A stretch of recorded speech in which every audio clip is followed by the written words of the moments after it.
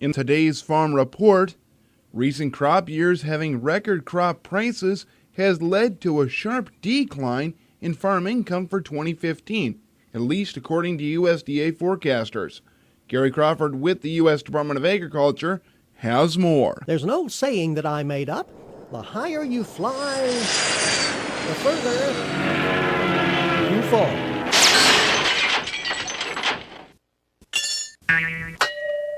And that sort of sums up the Agriculture Department's new forecast for farm income this year. Economist Mitch Morhart tracks income for USDA, and he told us this year, following some record high income years, net cash income is expected to fall about 22.4%, and net farm income by 31.8%. And that's even with an expected 15% increase in government payments to farmers. If you are into the actual numbers, Mitch has them. Net farm income is forecast at $73.6 billion, and net cash income is forecast at $89.4 billion. Net farm income, which includes the value of crops and things on the farm, was $108 billion last year, $129 in 2013, so 73.6. That's a bit of a come down. Net cash income was $115 billion last year, $131 in 2013, so 89.4. Also quite a reduction to have to deal with. One good thing, production expenses are not going up as much as income is coming down.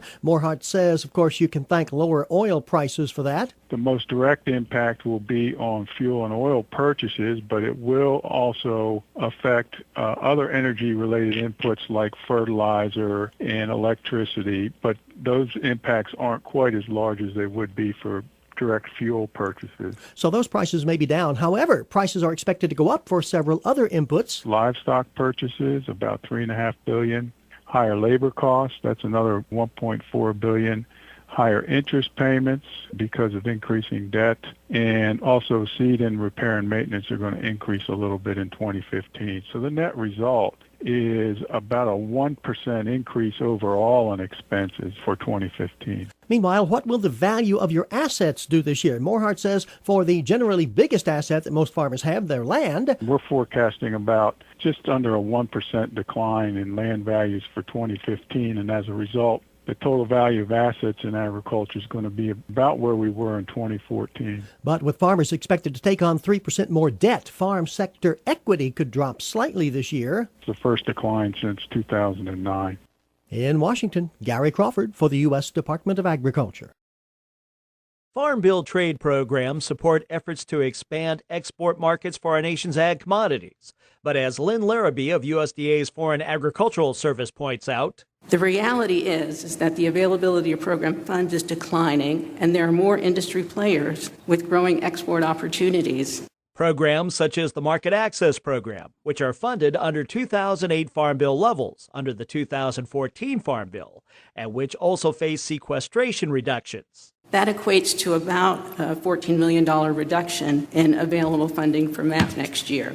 This is requiring groups such as the U.S. Grains Council, which Larrabee spoke to recently, to conduct cost-benefit analysis to show how programs like MAP and the Foreign Market Development Program benefit the growth of export markets for their farm goods. There's a strong correlation between U.S. agricultural exports and global agricultural trade. I'm Rod Bain reporting for the U.S. Department of Agriculture in Washington, D.C. A strengthening U.S. dollar has led to a slowdown in U.S. exports, but as the USDA's Rod Bain explains, that has also led to some commodities actually seeing increased trade. The U.S. in recent years has seen record agricultural exports, but as of late, export opportunities for several commodities has slowed down a little. USDA Acting Chief Economist Robert Johansson explains why. The strengthening U.S. dollar has provided a slight headwind to U.S. exports, so exports by and large are down. According to Seth Meyer of the World Agricultural Outlook Board, this is most evident when it comes to U.S. meat exports. We softened our expectations about trade for those meat products across the board, so down for beef, pork, and poultry. Strength of the U.S. dollar is making us not very competitive in those export markets. Some weakness for pork in the Asian market as well. With both month-to-month and year-to-year forecasted declines in exports in all meat categories. Not the best timing, according to Meyer, as livestock herds and poultry flocks are increasing, meaning a lower price.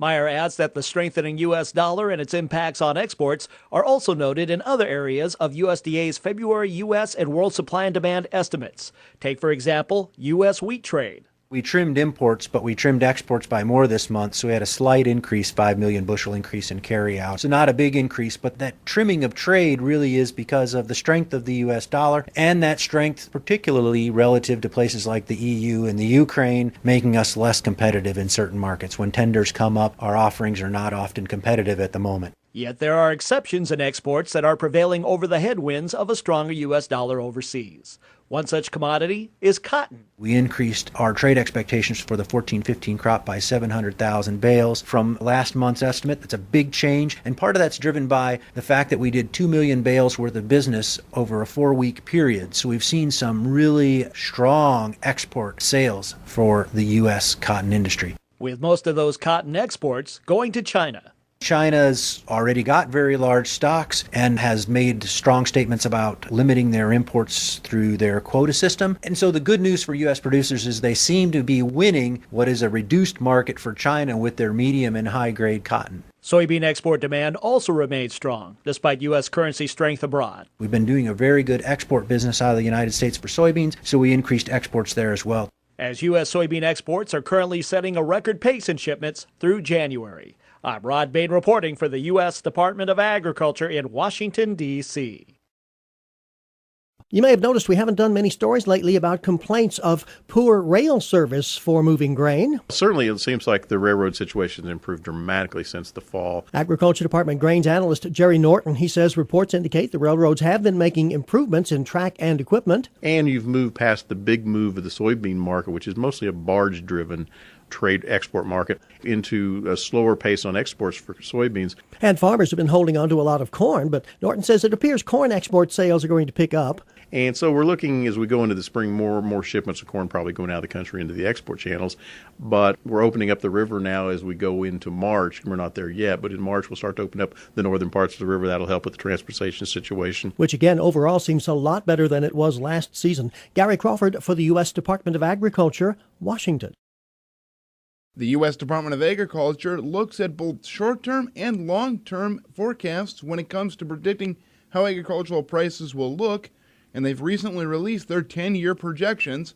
Gary Crawford with the USDA talks about what analysts have looked at and what they expect to see coming. For the next 10 years, don't expect farm commodity prices or farm income to even come close to the high levels we saw in 2013 and 14. This according to the latest 10-year projections from the Agriculture Department, projections coordinated by economist David Stallings. First, for prices, we're talking crop prices here. They're certainly down from the boom years. We expect that to be the case for the next 2 or 3 years, depending on the commodity, and then prices to start going up again. Not spectacularly fast. Corn, for example, prices this year, $3.60 a bushel for corn, no increases being projected until 2018, and even by 2024, only $3.75 a bushel, a far cry from the $4.46 average this past season. And along with lower price levels for many products, is a decline in net farm income.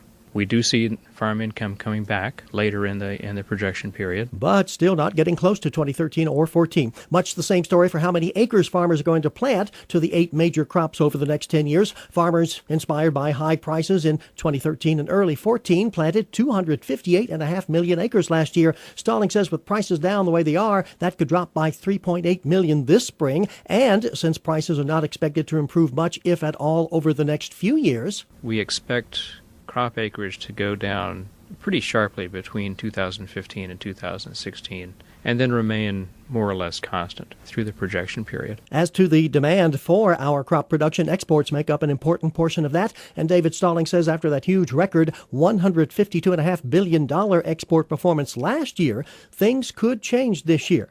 With the sizable declines in prices for many commodities, we see a decline in the value of exports. But again, we do see that coming back at the end of the projection period as foreign incomes grow, as we see a very slow increase in the value of the dollar. We believe the dollar will stay not much above where it is now. He's pegging U.S. export value this year to drop by $9 billion to $143.5, rising, though, almost every year till we get to 2024 with a projected export value a huge $188 billion.